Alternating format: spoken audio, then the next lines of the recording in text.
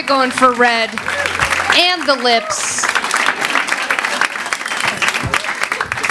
You guys, thank you for being such a fantastic audience. Here's our last performer for the night. Please start clapping now. He's from Redondo Beach, and my friend, Jim Hands, everyone.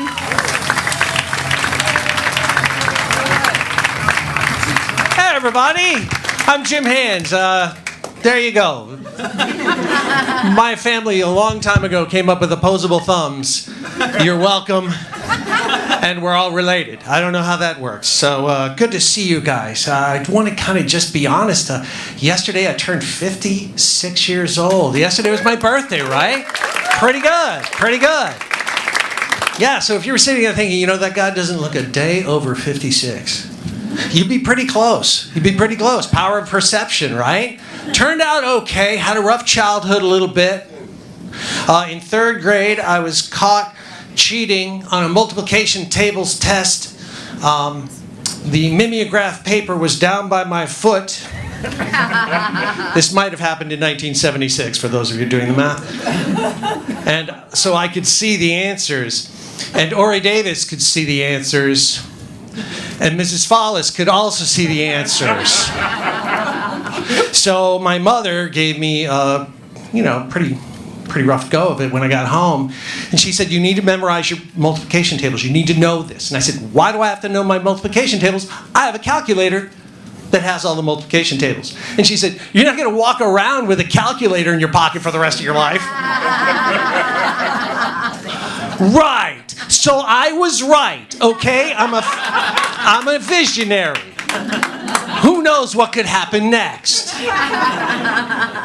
I got frustrated with what happened next, and I turned to alcohol. Well, not right then. It took a while, but... So, you were an alcoholic in third grade? No, well, no, but it was like potential. Holiday dinners were fun, part of the entertainment. So what wound up happening was I had some trouble with alcohol. So they said, well, how do you know? How do you know that you have trouble with alcohol? Well, when I was, my nightly routine was 12 beers in about 45 minutes, because you got to be efficient. But then I thought I should probably cut back. So I'll get 9 beers, but I'll get the 16-ounce beers. So that way I'm, more efficient. And I was 5 years sober before I realized that 9 times 16 and 12 times 12 both are 144 ounces. Talk about a guy who needed a calculator. I needed a lot of different stuff. We were talking about this in class, and I said, I used to drink NyQuil in the morning. And they said, why would you drink NyQuil in the morning? I said, because Robitussin was way too expensive. And they were just like... It's been a good year. I mean, I've been 30 years clean and sober, so that's been pretty good, right? I had a lot of help early on. I needed a lot of structure. I went to a lot of places where a lot of people would tell me that I was bodily and mentally different from my fellows and I needed to kind of focus. So I finally got a job and wound up teaching at this community college. And we were there for orientation night. And, we go around and introduce ourselves. And the woman over there says, hi, my name's Phyllis and I teach chemistry. And I said, hi, Phyllis! And everybody stopped and looked and went, hi, I'm friendly. I mean, now it's kind of second nature. It's just kind of like, how do you get there? Well, just one day at a time, actually, is how it happens. I enjoy very much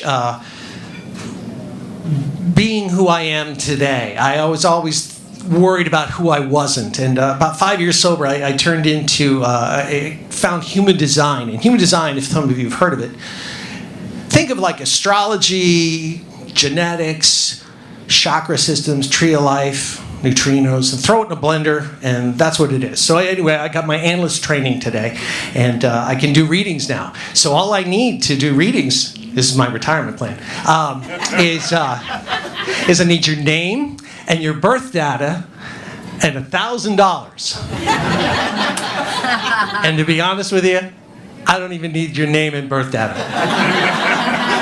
I just need $1,000. Like I said, I was 56. I'm 56, and My girlfriend and I, we worked hard. We really worked hard. We're kind of thinking, it's about time. We've crunched the numbers, and it looks like we can probably retire by the end of this year.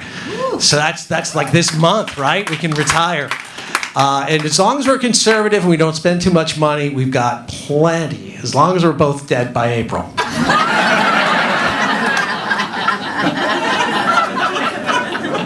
So I need a little bit of time. So what I do in the regular world is I'm a high school Spanish teacher. So yeah, how about that? Muy bien, habla español, yeah. It's funny. Nobody knows that I'm an alcoholic or a human design analyst. They probably will now if this video ever gets out. Except for the guest speakers that come to speak to the kids at school. It's like they're all filing into the cafeteria, and I'm just standing there, and they're like, "Hey, Jim, how you doing?" I was like, "Shh, they think I'm normal here." And they all say, "I don't think anybody's thought you were normal for a long time, a long time." It's fun. The kids are great. I learned that I like using stand-up comedy in my classes, and the kids found my YouTube channel a couple of years ago. So it was weird. I'm in the middle of teaching a very, very enlightening grammar class, and I realized that Hudson is in the back staring at his lap, and I'm hoping he's on his phone. These days, looking down and just smiling, and it's either the phone or a voyage to discovery, and I don't know what kind of. We're not covering that in this class.